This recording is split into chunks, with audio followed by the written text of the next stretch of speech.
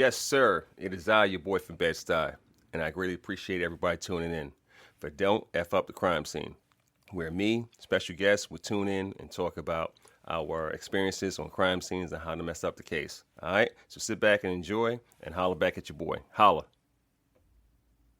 What up, guys? It's I, your boy from Bed-Stuy, coming one more time from Big Time Speakers and the podcast, Don't Fuck Up the Crime Scene. I got a homette, a Dudette. She hails from the great state of Michigan. Saw her last year in person. We had a good time. And I'm going to see her probably this year, sometime in the fall with Brandon and when they bring me down.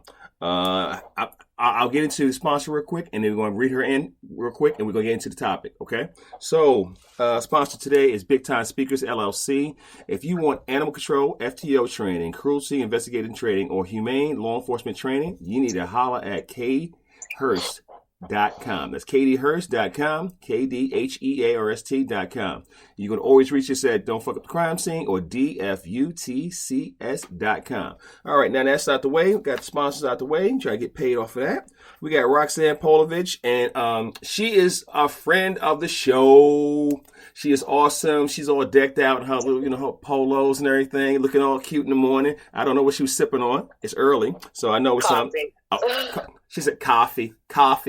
All right, coming with that accent from Michigan. She's a ACO. She's like the bomb. Okay, she hails from the city of Redford. She's up there. She's been doing this 9, going on 10 years. She's NACA certified, LET certified, and a code 3. She's like the bomb. We're going to talk about today's topic because it's not the easy 8s. Today's topics: is there such a thing as a bad dog? Rox, welcome to the show. Glad to have you on. What up, ma? Thanks for having me on.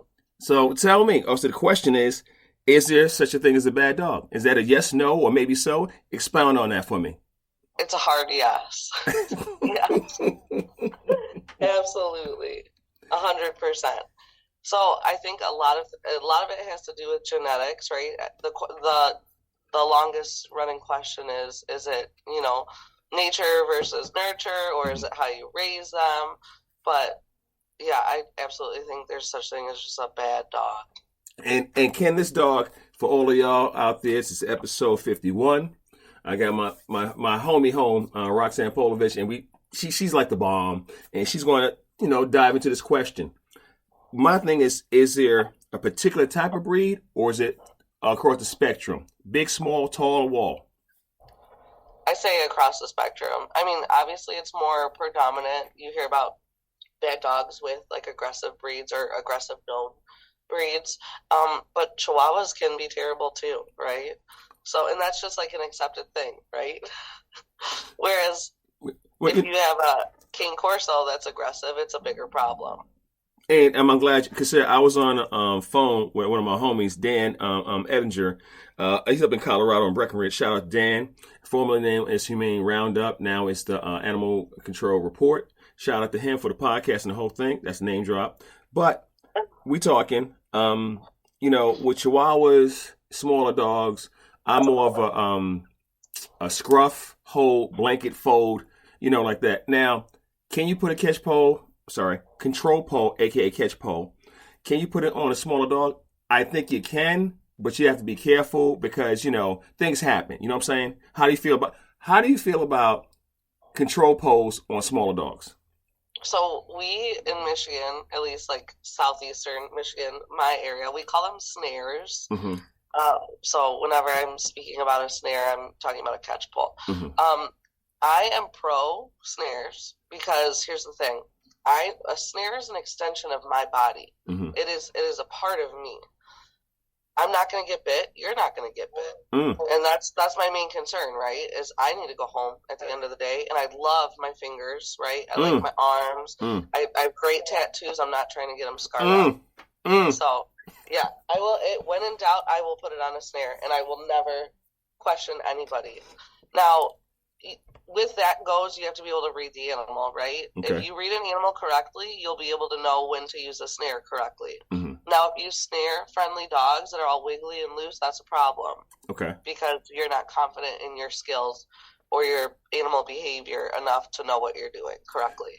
I like how you preface that. The thing is like this: animal behavior is at sight when you come on the scene, because the report comes over the radio. We got a vicious dog out here. We got a bad dog, whatever. And you pull up and everything, and you see the wiggle. You know what I'm saying? For you guys who can't see me, I got my homie Roxanne over here. Episode again 51, and we're talking about a whole myriad of things, but the topic is there such a thing as a bad dog? When I see a wiggle, I'm like, hey, what's going on? Even if I see other parts of the body, stuff like that, but I see an ass wiggle, I mean, an Elvis wiggle, like. It's done. In my front seat, dude. I'm like, oh, please. And for me to use a snare, AKA control pole, I wouldn't say it's rare. It's super rare certain places. Yeah, no, you don't use them. You don't. You unleash a vicious dog that's hitting 5 people, but you're crazy too. So there's that. But the thing is, I don't teach that way. And see, no, I know you don't. And I don't teach that way.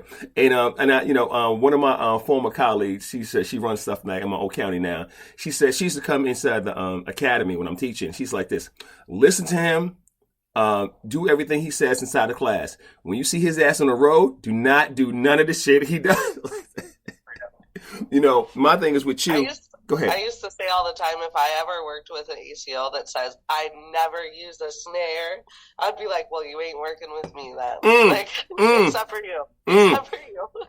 And now, okay, tell me the difference, Rox, between old school, new school ACOs on the snare thing, because you have a lot of old schoolers. That's all they use on everything, no matter what. I mean, old school, and then you have the new schools like this. Well, it's no reason to put a snare. You know what I'm saying? So explain that to me. I think I have like a good perspective on both, because as you know, I was trained by my mom, who's been doing this for 37 years. Right. So I think you have to be a good mixture, right? Because I feel like the people who are new school, right, all about not using catch poles and they're, it's cruel to the animal and stuff, aren't realizing that it's for our safety, right? It's for our safety. You have to be able to know when to use it and how to correctly use it. Right? With the bad dog we're talking about, absolutely, I'm going to use 3 snares. You know what? and it's a good thing that I'm using a snare, because there are other alternatives that people do use that are way worse, right? So if it's between me getting chewed up and using a snare, guess what? I'm going to use a snare. If I don't have a snare and a dog's coming after me, I mean, safety first, right? So I had okay. I had a matter of fact. Let's go into this now, because I have a story for you. Let's go into this now. So the answer for the question was, is there such a thing as a bad dog? The answer was yes. Okay. And then we dove into it, stuff like that and everything. My thing is, when you have, when I say a bad dog, matter of fact, do you blame the dog, or do you blame the owner of the dog for the problems that the dog's doing? I think it's like a mixture of both, right? Okay. Because genetics play a huge deal. Like, one of my biggest and most favorite cases, I did a search warrant where I had 7 Pressas chained in the basement. It was like a breeding operation. Every single dog was Schutzen trained, bite trained. It was a nightmare, honey. It was terrible. We snared every single dog out, right? Even the puppy was aggressive. There was like a, I don't know, 6-month-old puppy there that was aggressive. Mm-hmm. 2 of those dogs were pregnant. All those puppies were able to get adopted. So, like, the genetics were there, but we had intervened before those puppies saw bad behavior, right? Oh, I see. So they had every opportunity to be a better dog. Now, what happened to those dogs? Did they go out and bite someone? I don't know, because they got adopted. I don't know. Gotcha. But there's a history of it.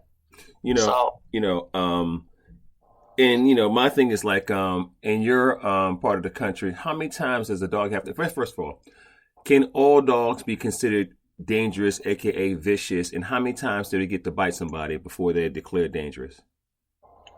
I'm a big believer of, if it has teeth, it will bite you. Like, there's no question about it. So I think all animals obviously have potential to be dangerous, but then again, it goes back to like breed specific, right? Mm-hmm. A Chihuahua is not going to hurt you as bad as an Akita or a Pit Bull, or a German Shepherd. Mm-hmm. Yeah. So. Sorry, no, it's okay. And Roxy's actually at work, and she's giving me some of her time, so she's listening to the radio. So if I hear on traffic, what we call radio jargon in the back. Yeah, sorry. No. I'm just explaining to everybody. She working, so she's carving that time for the podcast. Okay. Now I appreciate you. When I tell you, I understand what it is to be in the field because my ass still in the field. We're not gonna go there. We're not gonna go there. But my ass still out here running around picking up stuff. We're not gonna go here. But the thing is, when should somebody surrender, aka a troubled dog, or should that animal be readopted out, or even RTO'd? If you went out there several times, should you RTO it? That's return to the owner, guys. Should you return it, or what should be done with a continuous problem? The most favorite thing about our job as animal control officers is it's honestly all circumstantial, right? Mm-hmm. So you have to take things into account, right? Was it a provoked bite, right? Mm-hmm. Everything needs to be investigated. Mm-hmm. I mean, if you're hitting a dog and it bites you, then you play stupid games, you win stupid prizes, right? So everything is circumstantial. Now, if this dog was at large and attacked two people, unprovoked, just walking down the street, probably doesn't need to go anywhere but the freezer. So, because that's a safety hazard. But see, it's like this. So, some people, some listeners were like this. Well, that's old school. That's old school AC. It's like that. We're never gonna run out of dogs. Never gonna run out of dogs. Roxy, you talk to the choir. Let's keep the good ones that really need homes, but anything that needs extensive work on aggression gotta go. I have kids, you have kids. I don't want my kid around any dog that bites. And so that's what we got to think about.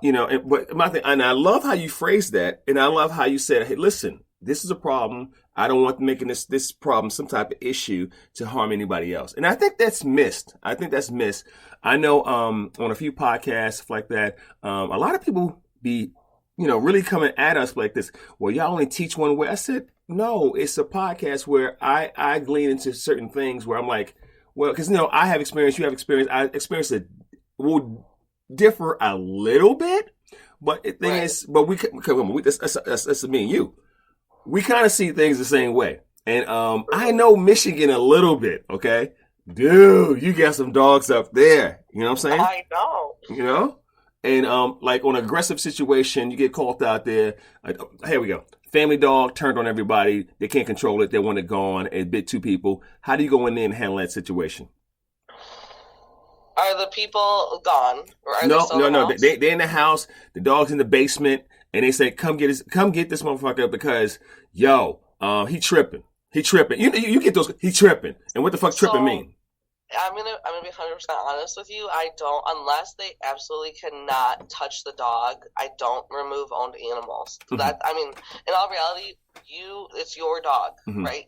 Those are the responsibilities you take on it as an owner. Mm-hmm. If somebody calls me and says, "Hey, my dog bit my arm and I want him gone," okay, you can do the 10-day quarantine at your house and then set up an appointment.